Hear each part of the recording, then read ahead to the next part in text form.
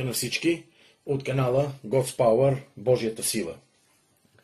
Днеска ще разсъждаваме и ще разискваме по тема номер 33 с заглавие Контролиращият дух на Езавел.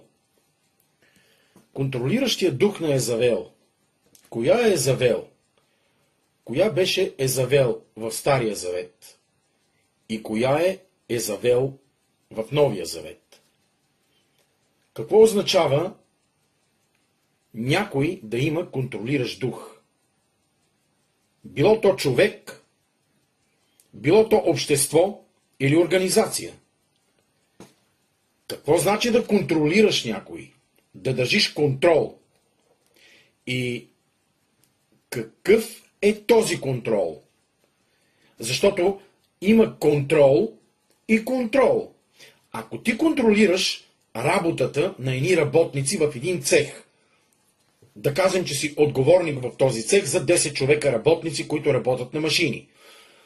И директорът на завода те е определил да бъдеш началник цех.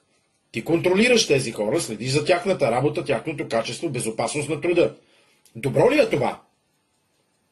Или, ако искаш и имаш желанието да контролираш общество, да контролираш хора с цел облага и да можеш ти да прокрадваш, да можеш да вкарваш твоите нечестиви идеи в това общество, твоите неправилни възгледи, онова, което си ти, онова, което искаш да бъдеш ти. Днес ще разсъждаваме точно по тези въпроси. Какво значи контрол? Да упражниш контрол. Защото да упражниш контрол, както казах, в един цех или контролиращите органи на властта, които са, така да се каже, имат власт, контролните органи. Имаме контролни органи в лицето на полицията. Имаме контролни органи в лицето на стоките, които се продават в магазините, на хранителните стоки, на други стоки в магазини за електроуреди, например, битова техника и така нататък. Финансови контролиращи органи, които следят, примерно, за финансите в едно дружество, в една организация, в една банка. Въобще това са контролиращи органи. Хора, които имат властта да контролират, да упражняват контрол. Идва ревизьор в магазина да упражни контрол, да види този магазин как работи. Има ли в него спекула, има ли в него измама, как се продават стоките, какви стоки се продават и така нататък. И той прави ревизия на магазина. Той е контролен орган. Има тази власт. Контролен орган може да бъде кондуктора във влака.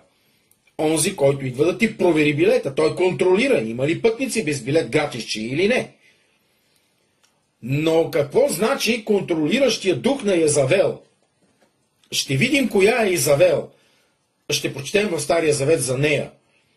Каква е била тази жена, на кой е била съпруга и какво е правила, как е упражнявала контрол над един съпруг, над едно царство. И ако Езавел е упражнявала контрол над своя съпруг, цар Ахав, възможно ли е днеска една жена да управлява семейството си? Как ви се вижда това? Правилно ли е? Съпругът ли е глава на семейството или жената? Църквата ли е глава на света или Христос?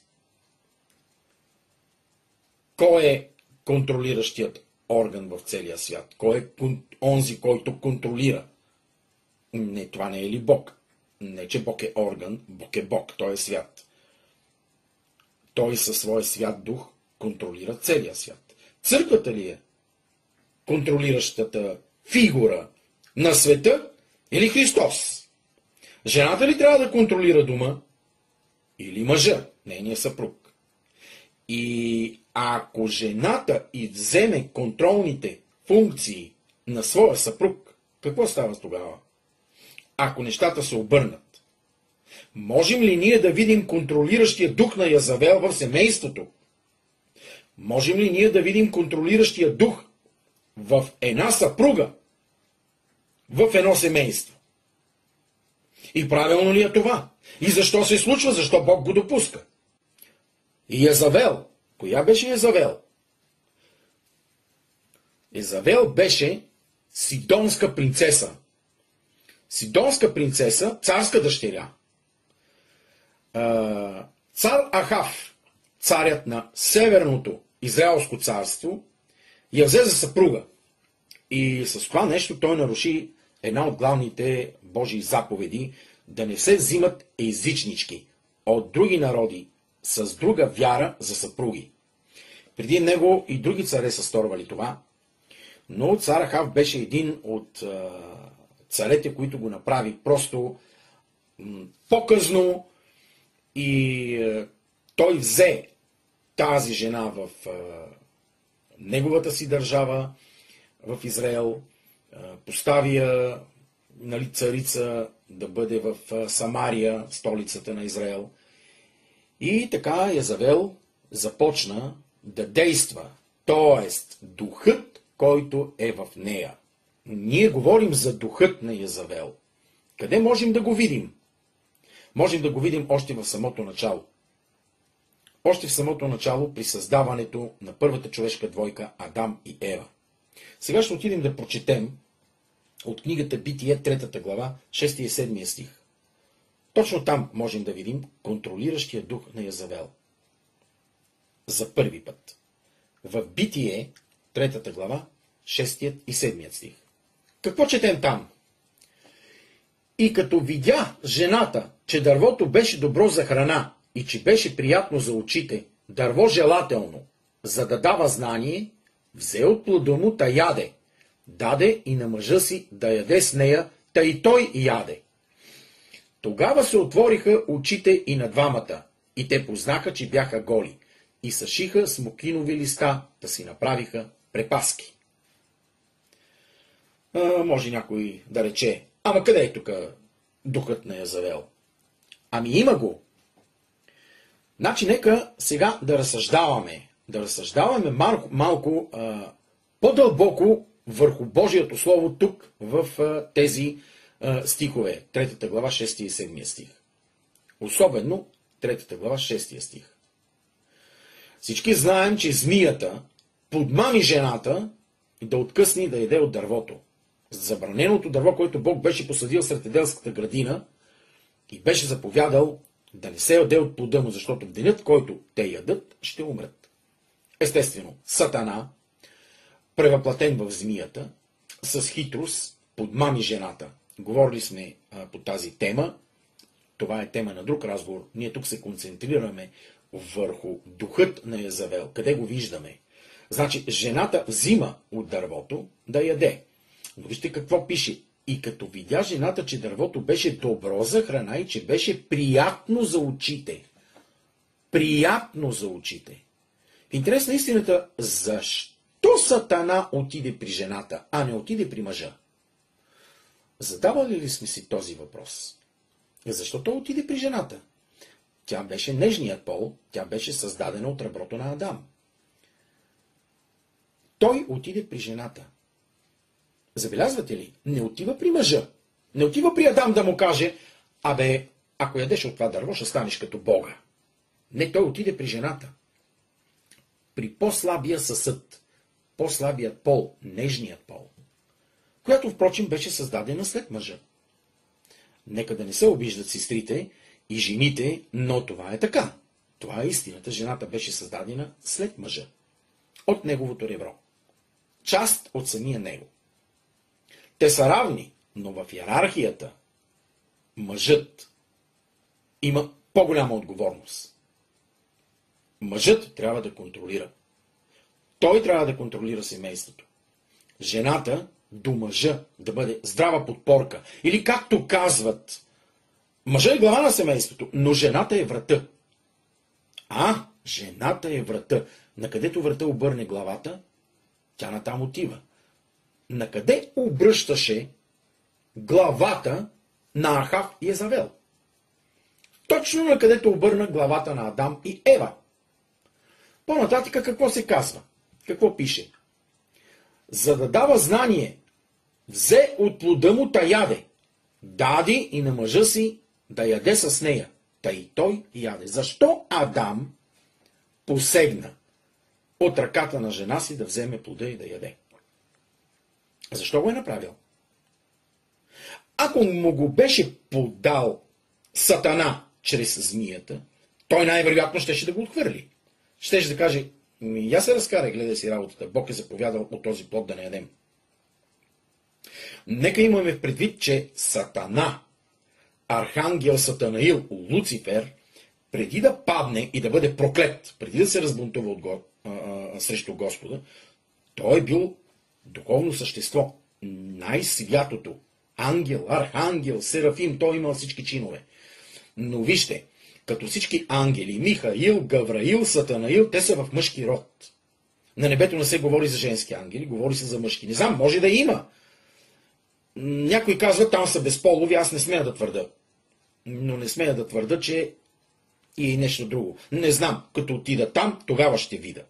Нещо, за което не знам, не коментирам. Не смея да коментирам пред Господа. Но се говори за Сатана в мъжки род. Не сатананка, не дяволка, а дявол и Сатана. Не Сатанаилка и Луциферка, а Луцифер. Но той може да се превъплатява както в змията, в животното, така и в мъжа, така и в жената. И тук имаме духът на Язавел. Това е, може би, служебен дух, който служи на Сатана. Но имаме духът на Язавел. А в Ева. Как стана това? Как стана това, че Ева даде на мъжа си да яде и той? И той посегна. Това е много странно нещо, което е малко мъчно за разбиране. И ние го виждаме из род в род, от Адам и Ева до самия ден днешен. Почти във всяко едно семейство, във всяко едно общество. Го има този дух на Язавел. От Битие, 3 глава, 6 и 7 стих, до Откровение, 2 глава, 18 до 25 стих, която посочка също ще четем малко по-късно. Адам взе и яде. И така грехът влезна в човеците. Защо чрез жената? Защо чрез жената? А не той не отиде при мъжа. Бог е създал човека по свой образ и подобие и го посели в Едемската градина.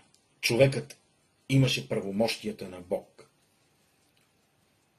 Миналата тема говорихме за правомощията.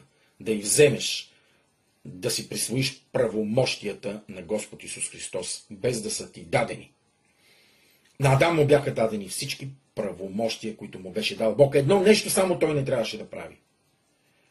Да яде от дървото, за познаване на доброто и злото. Но той го направи.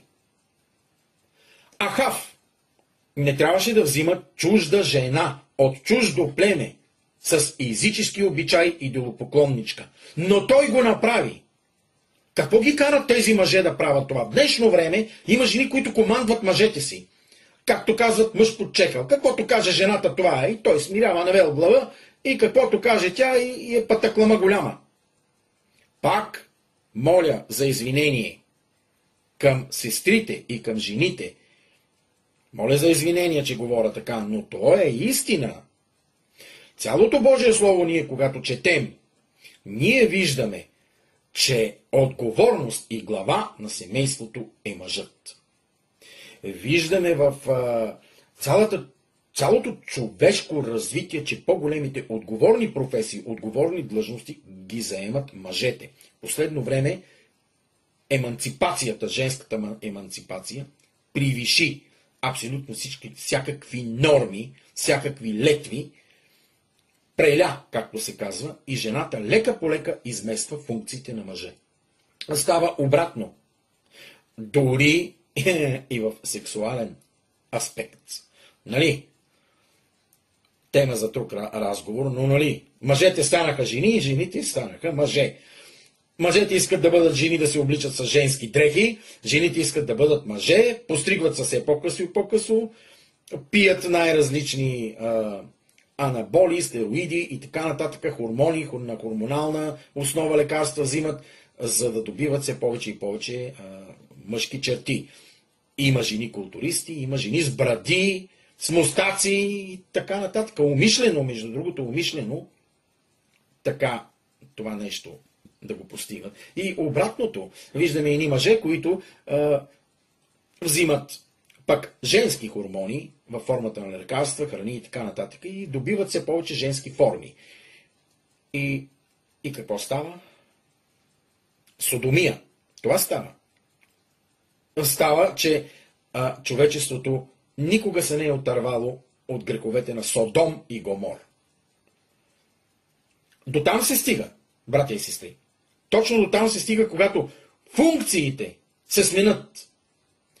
Когато духът на Язавел започне да действа в една жена. Когато мъжът допусне да действа в една жена. Какво трябваше да направи Адам? Той трябва да каже, не. Няма да ям аз от този плод. Бог забрани. Махни го от мен. Махай се от мен. Това, което си сторила е непокорство. Какво щеше да стане, ако Адам не беше ял? Бог щеше да убие Ева? Да му даде друга жена? Не знам. Не знам, братя и сестри, какво щеше да стане. Но Адам яде. Най-вероятно му е казала, какво лошо има в това да бъдем като Бога? Змията рече, че ще ни се отворят очите и ще бъдем като Бога. Нека да отидем да прочетем в книгата Трето царе, 11 глава от 1 до 10 стих. Да прочетем какво става там с един много известен цар, който е царувал преди Ахав. Нека да отидем да прочетем текста. Трето царе, 11 глава от 1 до 10 стих. Цар Соломон. Цар Соломон беше прочут цар, син на цар Давид. По негово време царството процъфтяваше. Имаше просперитет финансов, духовен. Соломон беше превърнал паветата по улиците на Йерусалим, ги беше обковал в сребро. Беше направил среброто като камъни.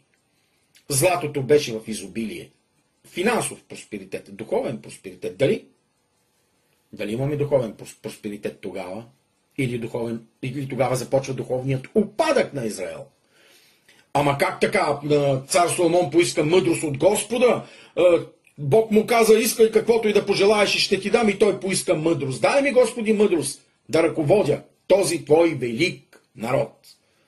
И Бог му даде мъдрост. Понеже ти не си поискал злато, сребро и смъртта на твоите врагове, то ще ти дам всичко това, което не си поискал, при след това ще ти дам и много мъдрост. И то стана. Но ето какво се получава в един момент. Четем. А цар Соломон залюби освен фараоновата дъщеря много чужденки. Моавки, амонки, едомки, сидонки и хетейки. Оле, мале. Какво си направил, бе, царю? Колко много жени, от колко много езически народи. От народите, за които Господ казва на израелтяните, не влизайте при тях, нито те да влизат при вас, за да не преклонят сърцата ви към боговете си. Към тях Соломон се страстно прилепи. Имаше 700 жени княгини и 300 наложници, и жените му отвърнаха сърцето му. Ето го основния 3 стих. Погледнете, той имал 1000 жени в харема си, и жените му отвърнаха сърцето му. Защото когато остаря Соломон, жените му преклониха сърцето му към другите богове и сърцето му не беше съвършено пред Господа неговия Бог, както сърцето на баща му Давид. Защото Соломон отиде след Астартата, богинята на сидонците, така наречената Ашера, и след Мелхом или Молох, мерзостта на амонците. Така Соломон стори зло пред Господа и не следваше съвършенно Господа, както беше сторил баща му Давид. В това време Соломон издигна високо място на Хамос, мерзостта на Моав, и на Молох, мерзостта на амонците, в хълма, който е срещу Ерусалим. Така направи и за всичките си чужденки жените, които кадеха и жертваха на боговете си. А Господ се разгневи на Соломон, понеже сърцето му се отвърна от Господа Израилевия Бог, който му се яви 2 пъти и му заповяда за това нещо, да не отива никак след други богове, но той не опази онова, което Господ заповяда. И тук свършва пасажа. Какво е направил Соломон? Като четем, косите ни настръхват. Какво е направил той? Как е допуснал това? Духът на Язавел, чрез всичките му жени, започва да го контролира. Как го е допуснал? Ами той е разглезил жените си. Мъжете, аз също съм мъж и съм го правил. И понякога и сега го правя, признавам си. Разглезвам до ента степен съпругата си. И Бог ме изобличава понякога. Прекалено много я глезиш. Да, такива думи чувам вътре в сърцето си. Синко, внимавай! Ама Господи, тя ми е съпруга, аз я обичам. Добре, аз съм ти я дал. Но прекалено много я глезиш. Какво направи Адам? Той поглези жена си. Охо, какво е направил? Поглези жена си, като взе да яде от плода, която тя му даваше. Ето как действа духът на Язавел.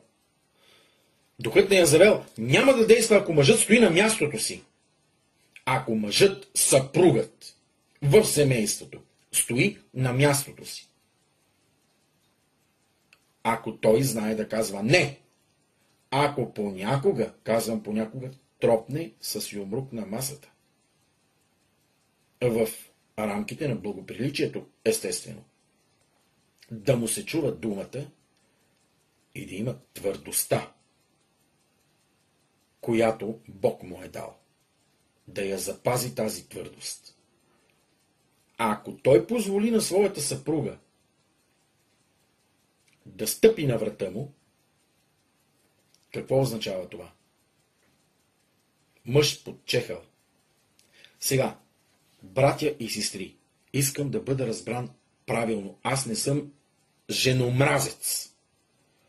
Аз не съм някакъв, който да ви говори и да ви убеждава, че жената едва ли не трябва да се наложи халифат, като в мюсюлманските държави, и трябва да е по-долна от козата и от овцата. Не. Моля, нека да бъда разбран правилно. Мъжът и жената са равни. Те са равни пред Господа. Но имат своите функции. Мъжът има едни функции, а жената има други функции. Двамата са отговорни пред Господа. Мъжът има малко повече отговорност. Той е отговорен не само за своята съпруга, той е отговорен за своето семейство, за своите деца и своите внуци. За цялото си домочадие, за домът си, за вещите си. Абсолютно за всичко. Бог му е дал дух на контрол. Само че какъв? Божият дух на контрол. Естествено, мъжът не трябва да превишава това нещо. Не трябва да превишава летвата. Жената също има контрол, упражнява контрол върху децата. Когато те са отглеждани, мъжът помага в отглеждането, възпитанието.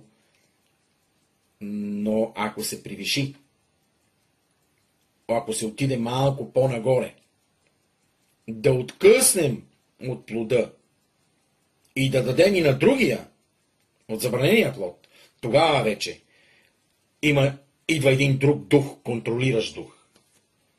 Дух, който властва и днес навсякъде. Не само в фирмите, корпорациите, учрежденията, заводите, организациите, но действа и в църковните общества. И то от много години. От 2000 години. Преди това е действал в древния Израел, при древните люди, след Христос, той продължава да действа до ден днешен. Контролиращия дух на Язавел. Ние го виждаме през цялото това време от възкресението на Господа Исуса Христа до наши дни. Имаме ли контролиращ дух в църковните общества? В една църква може ли да има контролиращ дух на Язавел? Казах, ще прочетем Откровение 2 глава. 18 до 25 стих. Да видим какво казва Словото Божие там. Какво значи това? Чрез кого действа този дух? Ами, повечето от пасторите са мъже. Ами, повечето от проповедниците са мъже. Ами, Ахав и цар Соломон също са мъже. Ще прочетем още един пасаж от книгата Трето царе. 16 глава и 21 глава. Но първо ще прочетем от Трето царе 21 глава, 25 и 26 стих. Нека да видим там какво пише. 21 глава, 25 стих и 26 стих. Никой наистина не бе подобен на Ахав, който продаде себе си да върши зло пред Господа, като го подбуждаше жена му Язавел. Охо! Подбуждаше! Той беше взел езичничката Язавел, както Соломон беше взел онези всичките Моавки, Амонки, Сидонки и така нататък. Те искаха от цар Соломон: направи ми идол на моя бог. Казваше Сидонката. Една от съпругите на Соломон. Друга: искам да ми направиш идол на моя бог. Казваше Амонката. Трета: искам да ми направиш идол на моя бог. Казваше Моавката. И Соломон правеше идоли на богове. Угаждаше на своите съпруги. Глезеше ги. По този начин. Той обичаше много жените. Това му беше слабост на Соломон. Обичаше жените. Имаше 700 жени и 300 наложници. 1000 жени в един харем. Негови. Сега, ако ме питате как ги обслужвало сексуално, не знам. Не мога да ви кажа.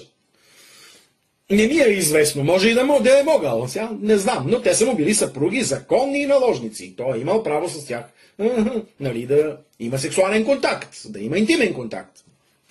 Но ето тези жени, за които Бог беше забранил да не ги вземате, да не влизате. Знаете ли какво значи да не влизаш? Не дейте да влизате при тези жени, не позволявайте да влизат и те при вас. Думата влизане в Библията, в Словото Божие, е обозначена като сексуален контакт. Нали, влагане. Мъжът влага в жената. Разбирате ме какво искам да кажа. Не дей да влизаш в тази жена, при тази жена, в нея. Не влизай там. Не си пъхай някои неща, дадени ти от Бога, там. Защото тя е езичничка. Ще се прилепи сърцето ти към нея. Ще я харесаш. Ще има сладострастия. И тя започва да действа чрез духа на Язавел. О, скъпи, искам това. О, скъпичък, мили мой, много те обичам, искам онова. Има ли го това днеска? Нека да си признаем, братя и сестри. Аз го преживявам също. Не дейте да си мислите, че като го говоря, той брат е защитен. О, не съм, изобщо не съм защитен. Има ли го това днес?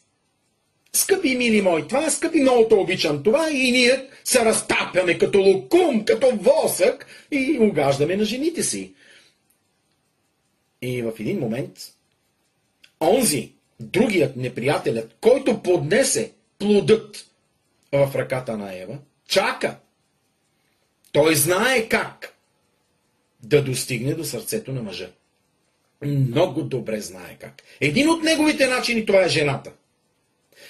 Братя и сестри, християнското семейство трябва да е сплотено в Господа.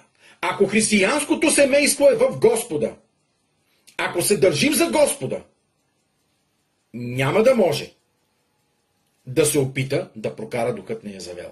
Ако Ева беше отишла при Адам, беше отишла при него и му беше казала, например, така: съпруже мой, змията ми каза, че ако едем от плода на дървото, няма да умрем, ще бъдем като Бога. Тя трябваше да отиде да го каже това на Адам. Най-вероятно Адам щеше да извика Господа. Адам беше първия пророк на света. Първия мъж, първия пророк, създаден от Бога. Той разговаряше лице в лице с Господа. Той щеше да попита: Господи, Боже мой, змията казала на съпругата ми, тя идва и ми казва на мен. Ето покорство. Съпругата се покорява на своя съпруг. Тя идва и се допитва до него.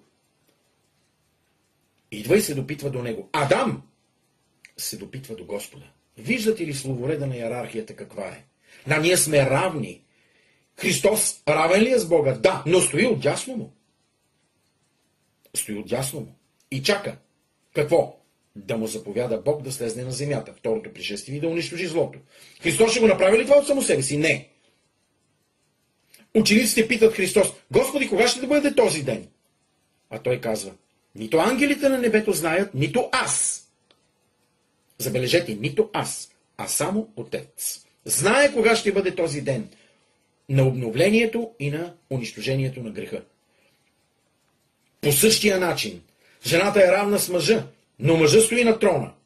Ако сте виждали цар и царица на трон, картинка, снимка или някаква рисунка, царят стои на трона с короната, неговата корона е по-голяма. Държи жезъл и една златна топка, стола му е с едно стъпало по-висок от трона на царицата. Царицата стои отдясно му. Тя също има корона, но нейната е по-семпла, по-нежна. Тя стои отдясно му, но стои леко под него. С, да кажем, 3-4 пръста. И самият трон, нейният, не е чак толкова изящен, пак е красив, с злато, скъпоценни камъни и така нататък. Какво ще стане, ако царят слезне от своя трон и там седне жена му? Царицата. Какво ще стане? И тук сега ние ще продължим да четем 21 глава, 26 стих на книгата Трето царе. Но нека прочетем пасажа от начало, защото малко се така, не че сме се отклонили, ми говорихме в по-голям мащаб върху този стих. Никой наистина не биде подобен на Ахав, който продаде себе си да върши зло пред Господа, като го подбуждаше жена му Язавел, и който извърши много мерзости, като следваше идолите, съвсем както вършиха аморейците, които Господ беше изгонил пред израелтяните. Подбуждаше го жена му. Ако седне царицата на трона да царува, докато е жив нейния мъж, какво правим тогава? Имаме ли мъж под чехъл? О, да, Ахав беше такъв. Адам беше и той такъв. Соломон беше и той такъв. Такива ли трябва да бъдем и ние днес? Мъж под чехъл не на своята съпруга, на духът на Язавел, който действа чрез нея. Ще рече някой: оле, мале, ама моята жена има духът на Язавел, какво да правя? Братко, аз ще ти кажа какво да направиш. Като мъж, бъди търпелив, продължавай да обичаш своята жена, но имай твърдостта, която Бог ти е дал. Бъди твърд. И по този начин ти ще разбереш какво значи да имаш отговорност. Понякога отговорността изисква твърдост. Не е да удариш с юмрук на масата да подскочат чиниите и чашите и вилиците. Не. Просто да сложиш ръка на масата и да кажеш: така няма да стане. И да го провериш с Божието Слово. И да изявиш Божието Слово. Да изявиш онова, което пише вътре в Словото. Цялото Слово е писано и в Стария, и в Новия Завет. Какви трябва да бъдат взаимоотношенията мъж, жена в едно семейство? Кой какви права има и докъде се простират правомощията му, дадени от Бога, които са му дадени от Бога. Подбуждаше жена му Язавел. Както го подбуждаше, вижте, тя го подбужда за всичко това. Ахав я слушаше. Той беше направил идоли на Ваал и Ашерата. Кланяше се, защото жена му искаше. По същия начин стори и Соломон. И Язавел започна да избива господните пророци, защото те изобличаваха това нейно дело. Те й казваха: ти си Сидонка, нямаш право да си царица на този цар. Покай се, приеми Господа в сърцето си. Тя не искаше да приеме Господа в сърцето си, не искаше да се покае. А Бог я чакаше. Бог я чакаше да се покае. А ние това ще го прочетем и в Откровение. Същото. Бог чакаше Язавел да се покае, но тя отказа. Тя избиваше господните пророци. Гонеше, имаше гонение. Това беше гонението в Стария Завет. Господните пророци, които са олицетворени на днешното християнство, на днешните християни, бяха гонени от Язавел. Те се скитаха по рововете на земята.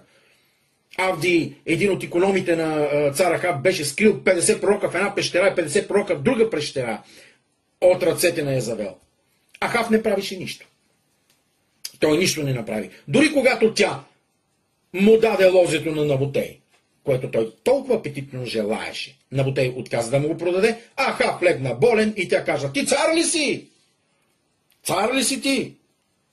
Аз ще ти дам лозето. Но той си млъкна. Млъкна си.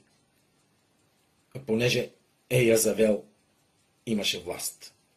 Дадена от него, от самия цар. Тя нямаше да има власт, ако той беше мъжът в семейството, царят на място. Отново искам да кажа, братя и сестри, искам това нещо да се разбере правилно. Аз не говоря против жените. Не съм женомразец. Не искам да ме разбирате погрешно. Нека да четем Библията, да четем Словото между редовете. Там е написано много нещо.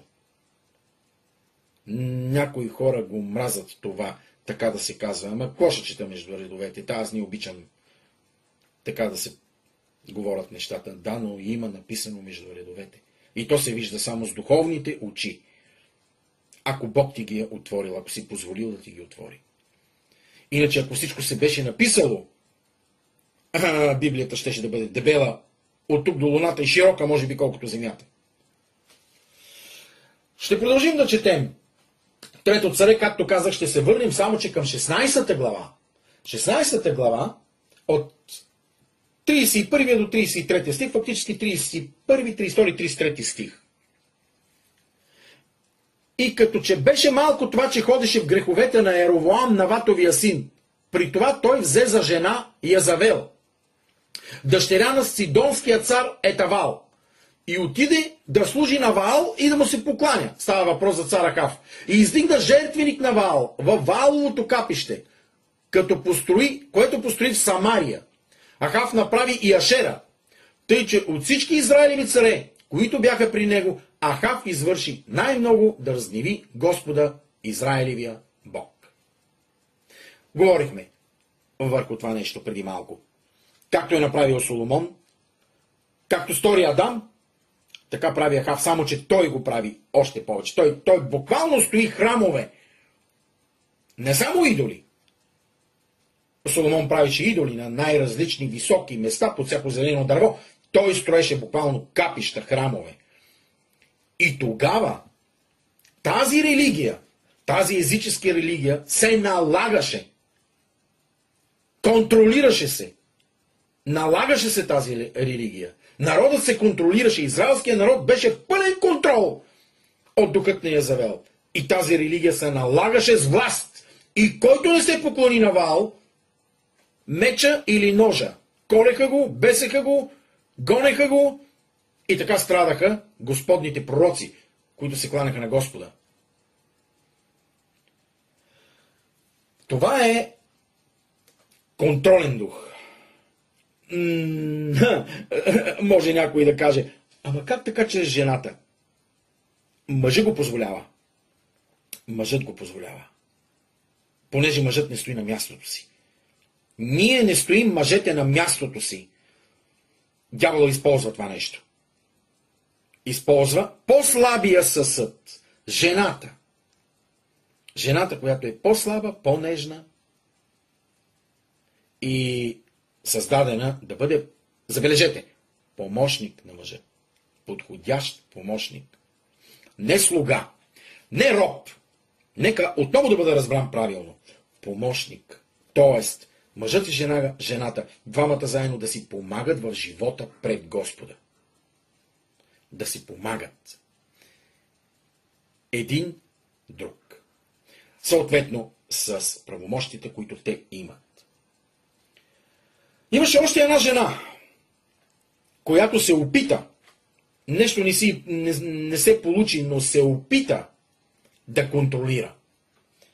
И в нея беше признал също духът на Язавел. Това е Готолия. Това е Готолия, която разстрои, размести Божият храм. Можем да намерим за нея какво пише и какво е извършила в книгата Второ летописи, 24 глава, 6 и 7 стих. Книга на летописите, втора книга на летописите, 24 глава, 6 и 7 стих. Тогава царят, става въпрос за цар Йоас. Тя искаше да убие цар Йоас, докато беше още малък. Само, че той беше скрит и беше заведен при свещеник Юдай. И там беше отгледан. И когато стана цар, ето какво. Тогава царят повика началникът на работата Юдай. Та му рече: защо не си изискал от левитите да съберат от Юда и Йерусалим данъка, определен от Господа, от слугата Моисей, да се събира от Израиловото общество за шатъра на свидетелството? Царят беше заръчал на Юдай да събере данъка, който Господ чрез слугата Моисей, чрез Господния слуга Моисей, беше определил за шатъра на срещане. Това е като лепта, това е като десятък, ако мога така да кажа, тогава в това време. Да се събира от Израиловото общество за шатъра на свидетелството. И 7 стих. Защото нечестивата Годолия и синовете й бяха разстроили Божия дом. Още и всичките посветени неща в Господния дом бяха посветили на Валаамите. И вижте какво светотатство. Всичките святи неща, всичките посветени неща вътре в Господния дом, Годолия ги беше разорила, разстроила, разместила и ги беше посветила на Валаамите. Това е контрол. Това е контрол. С власт и с контрол Готолия, след като сина е убит, тя се възцарява. И царува известно време. За кратко време царува. Но духът на Язавел е в нея. Тя разстройва, размества вътре святите вещи в Божия дом. Присъствените хлебове, които са на златната маса, златния светилник, прави разместване. Те имаха определено място, къде да стоят. Всеки един от тези предмети, святи, посветени неща на Господа, бяха на определено място и по определен начин се служише. В светилника се наливаше масло, за да можат всичките онези 7 светила да светят денонощно. В присъствените хлебове стояха на златната масичка пред Господа на точно определено място вътре в храма. Златния кадилен ортал. Тя всичкото това го размести. Разори го. И бяха посветени на Ваал. Най-вероятно е служила с тези неща на Ваал. На Ваал Фегора. Нещо, което правеше преди нея Язавел. Чрез съпруга си Ахав. Контролираше го и той правеше капища на Ваал и Ашерата. Това е, което са вършили старозаветните люди. Вършим ли го ние днеска? Можем ли да кажем днеска, както в началото казах, че в църквата, в църковното общество, има контролиращия дух на Язавел? Нека да прочетем книгата Откровение, 2 глава, от 18 до 25 стих. Какво пише там? Нещо, което е доста сериозно. До ангела на Тиатирската църква пиши: това казва Божия син, който има очи като огнен пламък и чието нозе приличат на лъскава мед. Зная твоите дела и любовта, вярата, служението и търпението ти. и че последните дела са по-много от първите. Но имам против тебе това, че търпиш жената Езавел, която нарича себе си пророчица и която учи и прилъгва моите слуги да блудстват и да ядат идоложертвено. И дадох и време да се покае, но не иска да се покае от блудството си. Ето, аз скоро ще я тръща на болно легло и ще туря в голяма скръб уния, които прелюбодействат с нея, ако се не покаят от нейните с тях дела. И чадата й ще убия с мор, и всичките църкви ще познаят, че аз съм, който изпитвам вътрешностите и сърцата, и ще въздам на всеки от вас според делата му. А на вас останалите от Тиатир, които не държат това учение и които не са познали дълбоките работи, както те ги наричат, на Сатана казвам, няма да наложа на вас друг товар, но дръжте онова, което имате, докле дойда. О, какви думи на нашия Господ Исус Христос, които той казва на апостол Йоан да пише до ангела на Тиатирската църква. Каква беше тази църква? Какво виждаме там? Буквално. Но имам против теб това, че търпиш жената Езавел, която нарича себе си пророчица и която учи и прилъгва моите слуги да блудстват и да ядат идоложертвено. Дали буквално тук се говори за истинско блудство и истинско ядене на идоложертвено? Ако в едно църковно общество се прокарва чрез контрол лъжеучение, изопачаване на Божието Слово, а ако в едно църковно общество пасторът, който е поставен за да бъде като началник на един цех, примерно, пастира е отговорен за църквата.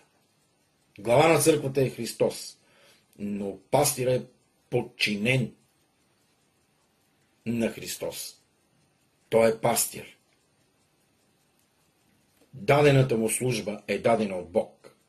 Служението му е дадено от Бог. И Бог ще го държи отговорен. Както и проповедника, както и всички останали, пророкът и така нататък. Ако един пастир, ако един водач на една църква, пастирски водач, упражнява контролен дух в тази църква, налага неговите учения, или онова, което е чул, или онова, което са му дали, да не забравяме, че змията рече на жената: о, никак няма да умрете, откъснете и яще. И тя буквално даде плодът, забранения плод, в ръката на Ева. Ако на един такъв пастир му е дадено, ако на един такъв пастир, на един такъв водач му е дадено лъжеучението, и той вижда, че то е вкусно, приятно за очите, да дава знание, Господ Исус Христос казва: и които не са познали дълбоките работи, както те ги наричат. О, дълбоките работи! Какви дълбоки работи са познали световниците на Язавел, Тиатирската църква? Ами онези, които позна Ахав, онези, които позна цар Соломон. Ето тези дълбоки работи. Отклоняването от истинския Бог и отиването след идоложертвеното, след лъжата. Дали буквално тук се говори за жена Язавел, която нарича себе си пророчица, или се говори за духът на Язавел, който прокрадва чрез контрол вътре, налага дадено лъжеучение? Това не можем точно да кажем. Можем само да се опитаме да четем между редовете с Божията помощ. Братя и сестри, тази тема няма изчерпване. Контролиращия дух на Язавел, той се намира както в семейството, така в един цех, в един завод, така в една корпорация, така в едно църковно общество, така в политиката, в една държава. Той се намира навсякъде. Единствено можем да се предпазим от този контролиращ дух, ако се държим за Господа Исуса Христа. Ако държим какво? Онова, което имате докле дойда. Здравото учение. 25 стих. На 2 глава на Откровение. Но дръжте онова, което имате, доклет дойда. Няма да ви наложа друг товар. Дръжте онова, което имате. Здравото учение на Господа Исуса Христа. Само това може да ни предпази от контролиращия дух на Язавел. Ако Ева беше отишла при съпруга си и му беше казала: ей, змията рече така, може би нямаше да има грях. Човечеството няма да изпадне в грях. Ако Соломон беше ударил с юмрук по масата, да, в буквалния смисъл, и беше казал: какво искате вие? Да ви построя идоли ли? Като искате да се кланете на идоли, вървете си във вашите държави. Ако той беше казал така, ако Ахав беше казал на Язавел: виж какво, аз съм царят, ти си ми съпруга, дължиш ми подчинение, според Божието слово, нямаше да се стигне до изтребване на Божиите пророци. Язавел може би ще се пребери там, в нейната си държава, в нейния си регион. Сидония. Финикия, мисля, че Сидония, едно и също е. И много и други неща могат да се случат, но някой ще рече: ама брат, ти си като някой мюсюлманин, ще удариш по масата. Ако се наложи, братя и сестри, ще удара по масата. Ако се наложи. Искам да ви кажа една приказка. Чувал съм я. Един мой приятел казва така: виж какво? Аз, вика, позволявам на жена ми се катери по главата отгоре. Викам: какво? Вика, позволява ми. Позволява ми, вика, редовно да ми се катери, вика, по главата отгоре. Обаче, знаеш ли, вика, кога става най-нагло? Викам: кога? Когато почне да се подрусква там. Аз съм я поставил на главата си, тя се па и подрусква. Тогава вече става нагло и нетърпимо. Да, така е. Позволяваме на жениците да не се катерят по главите отгоре от време на време. Но да не позволяваме да почнат да се подрускват там. Дай ми това, искам онова. Що да не направим така? Няма лошо. Нека да го сверим с Господа. Съпруго моя. Това, което искаш ти, дали е правилно? Дали Бог го иска? Същото се отнася и за мъжа. Ако той иска нещо, нека го сподели с жена си, двамата пред Господа, да застанат като семейство и да кажат: Господи, правилно ли е да откъснем от това дърво, което ти заповяда, или не е правилно? Аз мисля, че отговорът на Господа ще да бъде точно на времето му. И Бог ще да им даде отговор. Какво, Господи, ти криеш там, в това дърво? Та си заповядал да не ядем. Бог ще да им каже. Но те не потърсиха отговора от Господа. Отидоха директно, сами действат. Разбирате ли? Сами изстрадат. До ден днешен техните потомци, т.е. ние, сме, така, повредени и увредени от този наследствен грях. Благодарение Господу Исуса Христа имаме надежда. Спасени са душите ни, ще бъдат спасени и нашите тела. Още веднъж, не знам за кой ли път, мили сестри, обръщам се повече към сестрите, моля, разберете ме правилно върху това, което говоря и разсъждавам. Аз не искам вашите мъже да турнат сега един хомот, един ярем на вас и давай сега, каквото кажа аз, това ще бъде. Не така, не. Разбирателството пред Господа. Жената да не си пъка носа там, където и не е работа. Мъжът пък да не се мисли, че като е поставен глава на семейството и на къщата, вече е Бог. Нали? Братя, към вас така се обръщам. Да не си мислим, че ние сме богове и сме седнали на трона на Господа и командваме сега: дай наляво, дай надясно с желязна тояга. О, не. Не, това не. Нека да има мир, да има едно разбирателство. Да има така любов. Накрая искам да ви кажа една случка, която ми се случи буквално преди ден-два. И, ще приключим, ще се помолим. Моята съпруга тя го прави винаги това нещо, без да ме пита, пипа мои неща. Примерно аз имам вкъщи чекмеджета, шкафчета, където си държа мои неща. Мъжки работи, клещи, отверки, риболовни, тъкани принадлежности. И тук си имам така една чанта, такава найлонова чанта, с едни по-дълги дръжки. В нея съм си турнал най-различни листове, картончета, хартии и такива неща, които ми трябват, които ги ползвам по време на моята работа. Пиша си върху тях и си ми трябва такъв формат, по-малък формат, по-голям формат. Оня ден се бях зарисал в работа на компютъра и тя взела чантата, аз не съм обърнал внимание, взела чантата и си рови нещо. Като погледнах, изсипала абсолютно всичко на земята и тъпче, разбираш ли, в една друга по-малка чанта такава взимала, тъпче свива, сгъва тия листове, тия картончета и аз стоя и гледам, ако корчил съм се и викам, абе, какво правиш, бе, жена? Ами вика, трябва ми тази чанта. А вкъщи има доста чанти. И викам, точно тази чанта ли ти трябва? Да, точно тази чанта ми трябва. А в тази чанта аз близо повече от половин година си държат тези книги, листове, хартии и тем подобни такива картончета, които на мене ми трябват. Тя ги изсипала и ги тъпче в една друга чанта, ама ги тъпче, ама с крак направо като че ли. Аз като видях и просто затворих очи, помислих малко, изчаках я, така да сложи последното листче, кротко, с много така голяма нежност и казах, айди сега, жена, върни ги обратно в същата чанта. Тя почзе да ме гледа какво. Викам, извади ги, викам всичките тези неща от тази чанта, където си сложила и ги върни обратно в чантата, които бяха и постави чантата на мястото си, където беше. Като почна да тропа с крак, ама така тропа, хвърли всичко на земята. Едно такова, братко, мале, да не си покрай нея в очи. И тогава й казах, виж какво, ако искаш и дупето в земята да си удариш, няма да стане така, както ти си го направила. Първо не ме попита. Това са мои неща. Това са лични мои работи. Ти не ме попита. Ей, мъжо, абе, трябва ми тая чанта. Ще може ли да освободим тук сега, да намерим подходяща чанта, да не в тая малката чанта да ги тъпчеш и да ги мачкаш вътре, а те ми трябват да са гладки, да са прави, аз си ги ползвам за най-различни неща. Ти не ме попита.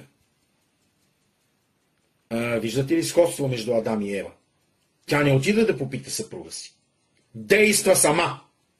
В случая моята съпруга беше почнала да действа сама. Ето го контролиращия дух на Язавел. И ако ти замълчиш и си кажеш, байде сега, нали, тя жена сега, айде.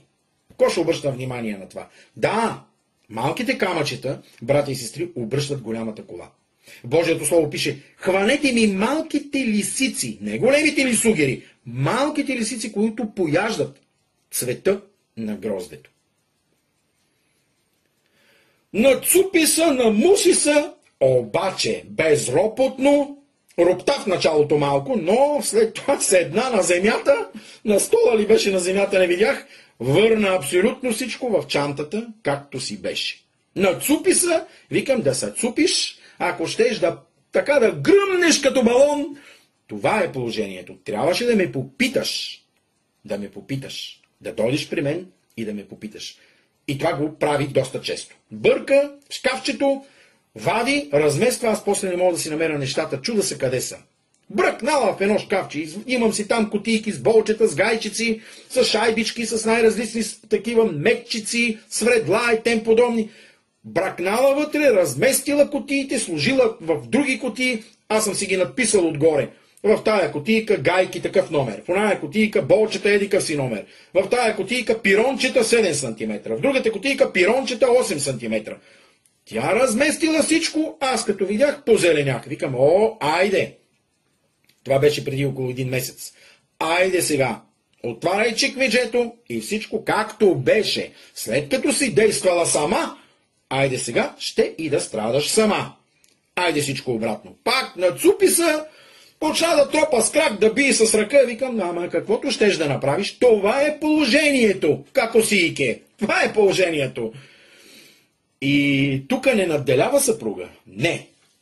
Аз не съм искал да надделея. Но просто хубаво е да се питаме един друг.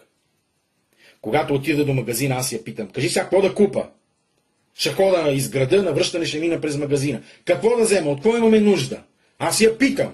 Ако трябва, записвам си на един лист. Картофи, лук, не знам си какво там, безалкохолно и така нататък. Тя мене не ме пита. Действа сама.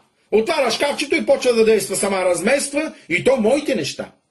Викам, аз някой път да съм пипал твоите неща, така съм ги разместил.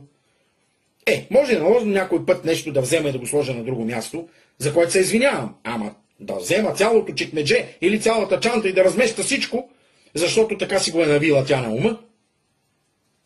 Да, древни битовизми. Но там се почва. От битовизмите. От древните битовизми. Оттам дойде греха в човечеството. От древните битовизми. Жените на Соломон. Айде сега. Едно капище там, едно идолче. Така височко, 2 метра. Какво толкова? Нали да се кланям на моя Бог? Аз съм в Израел, моята държава, примерно, е на 1500 км от тук. И Соломон потърка ръчички и казва, ами готово, ще ти направя. Докато започна и той да се кланя на тях. Ето го контролиращия дух на Язавел как действа. Той действа подмолно. И винаги действа чрез по-слабия съсъд. Ако директорът на едно предприятие има слабости, духът на Язавел действа чрез него. По-слабия съсъд в семейството е жената. Ще говорим и на темата, която е също много болезнена. Подготвям от доста време една такава тема. Разместване на функциите в едно семейство, в един дом. Жената да изземе функциите на мъжа. Кога се получава това? Защо се получава това? И обратното. Мъжът да изземе функциите на една жена. Очаквайте скоро в канала Госпауър Божията сила, в плейлиста Библията и истината, тема по този въпрос.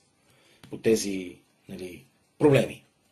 Ами това е, братя и сестри, за днеска. Тема номер 33. Контролиращия дух на Язавел. Имаме ли го? Позволяваме ли му да ни контролира? В семейството? На работата? В църквата? Имаме ли го този дух? Коя е Язавел? Защо се нарича духът на Язавел? В женски род. Защото действа повечето чрез жените. Църквата е невястата на Господа. Действа чрез църквата. Израел е съпругата на Господа Йова. Действа точно чрез народа.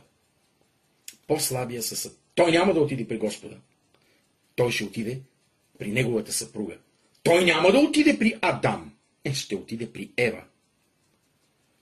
Нека да бъдем внимателни. Именно за това сме съпруг и съпруга, за да си казваме всичко. Когато усетим духът на Язавел, да отидем при своя съпруг. Когато усетим нещо наредно, да отидем при своята съпруга. Заедно пред Господа.